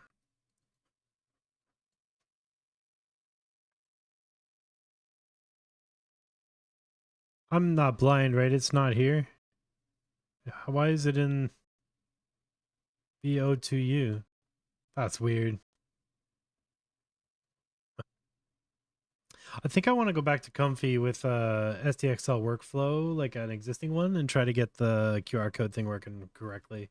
Because Deforum ain't it right now. I'm sure I'm doing something wrong. I don't think it's Deforum's fault.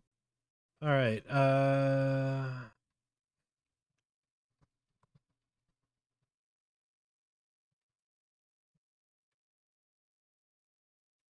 What's the best SDXL workflow on Comfy now? What's the site? Comfy Workflows? What do I feel like this isn't a website I can have on YouTube? My God, so many nodes. Why don't they say what they do? I just want the names. Okay, what's the most popular?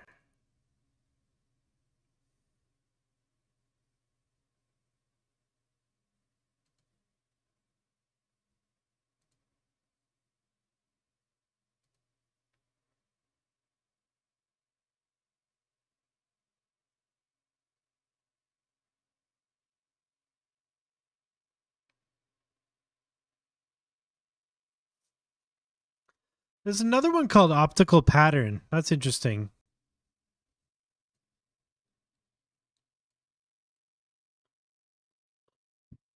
Let's update everything while we're here. Okay, cool. And I need to download the... Ah, crap.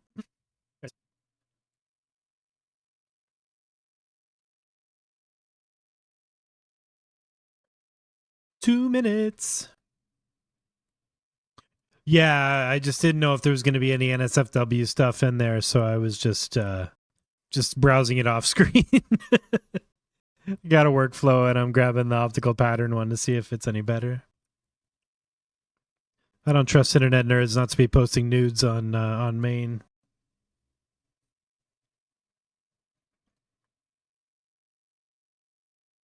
Download. So many files. All right, we'll put this in Comfy, I guess.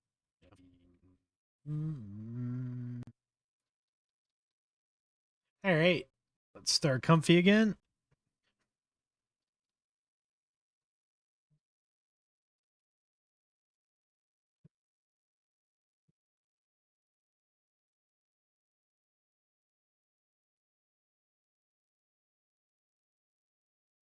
There we go.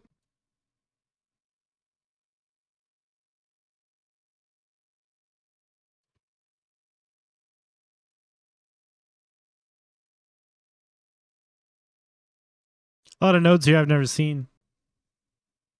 Let's see what it do. Oh, it inverted it. Ah, okay. Probably don't need that. 7 minutes to render a single image? Jesus. Have I run out of VRAM? Yeah, that's why. So... Damn. Wait. I still had Stable Diffusion running, I think. Yeah. All right. Let's kill Blender too. And kill everything that I'm not using. Because I think this workflow is a little LOL. Resolve, you can go too, bud. Yeah, that's all fine. All right, cool. And it totally broke. All right, let's start that up again. Comfy. Try this again with just Comfy running. The upscale within the run, like it's so weird. And I don't want to invert the image. I just want to. Oh, that's weird. We just want to load image into here and here. Sorry, where you come from? Okay. I really prefer to preview this. Oh, I know what's happening. I know what's happening. in the thing, it was specifically a 2x upscaler. And I forget which one it was. Okay, so let's save this. Modified. And then go to downloads. Drag this back on. What was it using? Real ESRGAN X2 Plus. Okay, where are the upscalers? Where's that big pile of upscalers? Oh, you know what? You might be able to get it from the models and... Yeah. Is that it? Real ESRGAN X2 Plus. Are you serious? It's just a... Alright. AI comfy models. Upscale models. Alright. Is this one? Refresh the page. 2x plus. Let's try that again. Ah, hello. That was the oh, no. Input image is square. What did I break?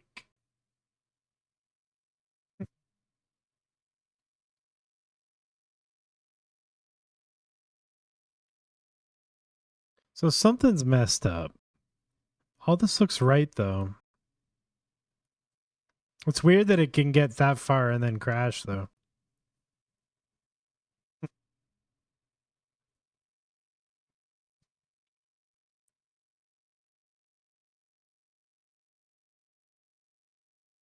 B10E, that's the one I got, right? Yep.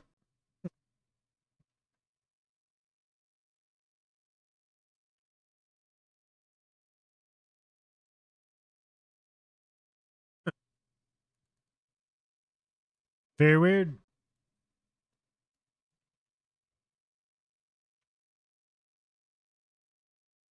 Okay, well, there's a lot of extra nodes there. So let's go back to what I had. Oh, okay, so something... Oh, maybe that control net is broken. Interesting. Maybe my computer's screwed up. Because this is all back to normal.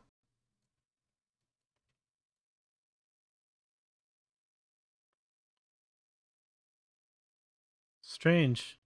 All right, well, I think that's a good time to stop. Maybe I'll just reboot and try this again tomorrow. But yeah, thanks everybody for hanging out. We've been here for like 5 hours. If you like what we do here, you enjoy it, swing by the Patreon, become a supporter, and otherwise just swing by the Discord and hang out for free. Yeah. Thanks everybody, and I'll be back at it again soon. I'm not sure when yet, but yeah, you'll see the notification and I'll be back online. But yeah, this is really exciting. QR code in SCXL, so lots to play with now. I've been begging for this forever, so now I got to actually do something with it. All right, have a great night, everybody. Thanks for hanging.